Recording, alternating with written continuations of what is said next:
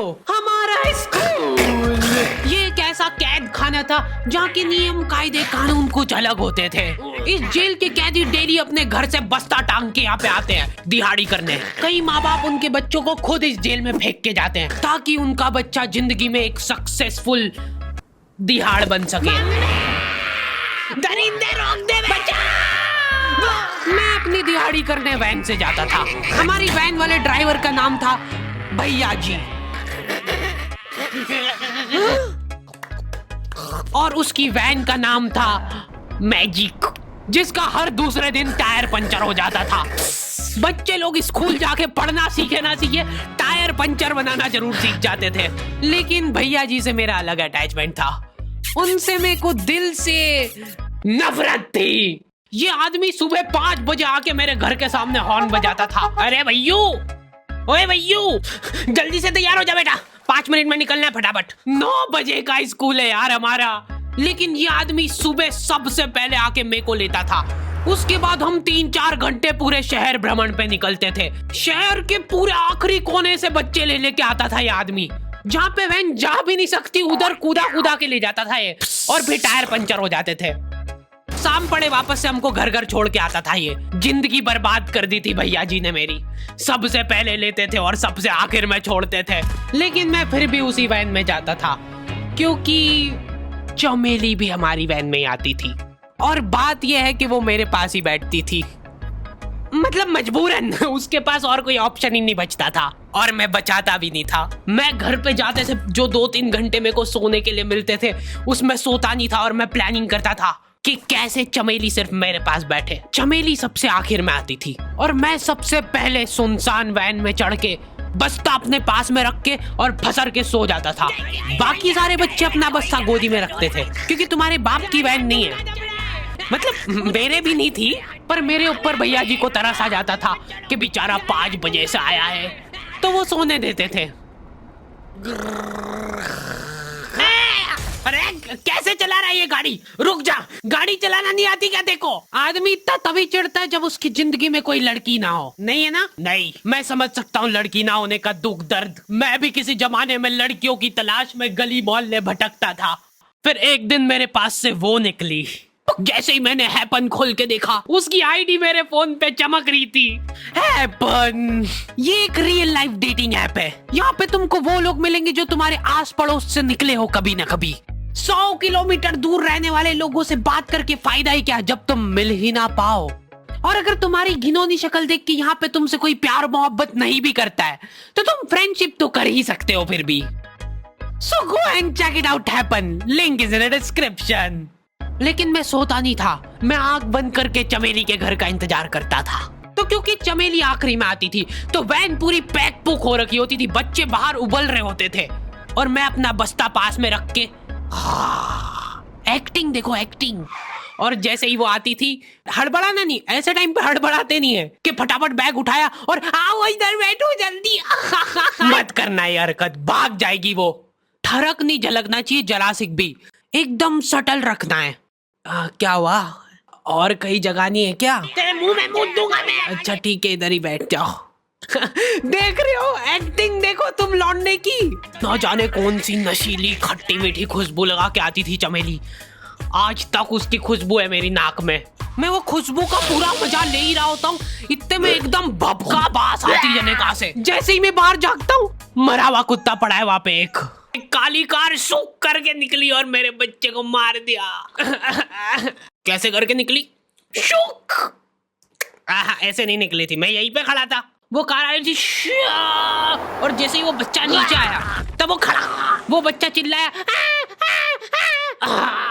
और फिर कार शुक करके भाग गई। उधर कुछ बच्चे ऑटो रिक्शा से भी आते थे स्कूल। ऐसा लगता था कि पूरे स्कूल के बच्चे इस एक ऑटो रिक्शा में ठूस ठूस के ले जाता है वो। ये ऑटो वाले और भैया जी दोस्त थे और अब ये बीच सड़क पे रेसिंग लगवा रहे हैं। इनकी गाड़ियां उबला रही है बच्चों से, फिर भी नहीं मान रहे ये लोग। नहीं जीतूंगा। स्कूल जाके वो पीछे मुलट के देख रहा है तो एक बच्चा नहीं बचा उसके ऑटो रिक्शा में। हमारे भैया जी बेचारे पीछे से उनके गिरे हुए बच्चों को उठा उठा के ला रहे थे। ये सब हरकतें करके हम लोग जैसे तैसे कैद खाना पहुंच जाते हैं। सुबह 5 बजे से निकलने के बावजूद हम लोग लेट पहुंच रहे हैं वहाँ पे पहुंच के हमने देखा कि 4 लौंडे मरे हुए पड़े हैं जिनको डॉन ने मारा है। डॉन हमारे स्कूल की इंचार्ज थी। डॉन का कद छोटा था और पेट मोटा था और आश्चर्य की बात यह है कि समय के साथ उसकी हाइट कम हो रही थी। मतलब बड़े नहीं बड़े वो चलता है एक बार को, पर इसकी कम हो रही थी। डॉन बहुत स्ट्रगल करके कार से स्कूल आती थी खड़े होके, क्योंकि बैठ जाए तो उसको सामने की सड़क नहीं दिखती थी। वो अलग बात है, खड़े होके भी पूरा नहीं दिखता था। हर रोज 2-4 कुत्ते कुचलते हुए आती थी वो। फिर मेरे को समझ आया कि रास्ते में जो कुत्ते दिखे थे वो डॉन इस कैद खाने में छत पे बैठी रहती थी स्नाइपर लेके। कोई भी कैदी कुछ गलत गतिविधि करता हुआ दिखता था तो वहीं पे, मैडम इनकी लाश का क्या करना है? अरे ये तो आपको पता ही है। कहाँ रह गए थे यार झमू दीदी, फटाफट ये खून वून साफ करो। झमू दीदी बुलेट से स्कूल आते थे और ये अफवाह फैली हुई थी पूरे स्कूल में कि उनके घर पे मर्सिडीज भी है। लेकिन झमू दीदी हम्बल रहना पसंद करते हैं। ऐसा कहा जाता था कि ये स्कूल ऑन पेपर झमू दीदी के नाम पे ही है, पर वो हम्बल रहने के लिए यहाँ पे झाड़ू पोछा लगाती है।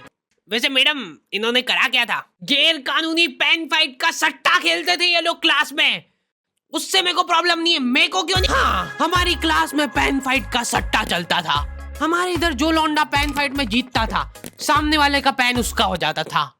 कुछ बच्चे अपना सब कुछ दांव पे लगा देते थे और कर्जे में डूब जाते थे। फिर भी वो लोग हार नहीं मानते थे और अपने दोस्त से पेन उधार लेके खेलते थे और वापस हार जाते थे। तो अब क्लास में कुछ बच्चों के पास पोटला भर के पेन पड़ा है और कुछ बच्चों के पास पेन ही नहीं है। पेन इस कैद खाने की करेंसी थी। जिसके पास जितने महंगे पेन वो उतना रईस। यहाँ पे ब्लैक में पेन इधर उधर होते थे। नॉर्मल लोगों के पास होते थे 5 रुपए वाले जीफी जेल, जो कि तुम एक पन्ने पे लिखोगे तो पीछे 10 पन्ने तक छप जाएगा। और उनसे भी गए बीते लोग होते थे जो 3 रुपए वाला यूज एंड थ्रो लेके आते थे और उससे भी उनकी अच्छी राइटिंग आ जाती थी। बहुत चिढ़ मचती थी यार मैं कौन से। और कुछ चुनिंदा रईस लोग होते थे जिनके पास होता था ट्राईमैक्स। हर बच्चे का सपना होता था कि उसके पास एक ट्राईमैक्स हो, साथ में आसपास 2-4 लड़कियां हो। मेरे को प्लीज मेरे को यहाँ पे ऑटोग्राफ दे दो। ये लो ट्राईमैक्स किंग के। ये ट्राईमैक्स क्या बात कर रही है, सही में एकदम रईस लोग ही अफोर्ड कर पाते थे ट्राईमैक्स। वो बाबड़े भी एक एक अक्षर लिख के रिफिल खोल के देखते थे। खाली हो रही है तो एक बार एक रईस बच्चे का ट्राईमैक्स चोरी हो गया। पूरे स्कूल में हाहू मच गई थी। भागो। वो देखो, उस दिन हमको पता चला कि वो आदमी दौड़ भी सकता है। हमारे स्कूल में कुछ भी कांड हो रहा है ये आदमी सबसे पहले दौड़ के आएगा। पूरा बैग खोल चोर, और बच्चों के बैग चेक करेगा। स्कूल वालों को भी इसकी सैलरी देते वक्त सबसे ज्यादा आखरती है। सैलरी किस चीज की? इस आदमी की शक्ल देख के ऐसा लगता था कि ये स्पोर्ट्स की आड़ में वैन वालों के साथ मिलके बच्चों की स्मगलिंग करता है। इस महान आदमी का नाम था भूषण। इसने अपनी जांग पे टैटू करा रखा था, भू अलग जांग पे, सड़ अलग जांग पे। सर कल से खो खो खेलने के लिए कितनी बजे आना है? वो तो बैग चेक करा पहले तू। इन्होंने पूरे कैद खाने के कैदियों को लाइन से खड़ा कर दिया है। पेन हमारी क्लास के बच्चे का गुमा है और पूरे स्कूल में ढूंढ रहे हैं लोग। आखिरी में पता चलता है कि वो बच्चा घर पे भूल के आ गया था उसका पेन। सॉरी बेटा, एक फेट में मुंह देगा।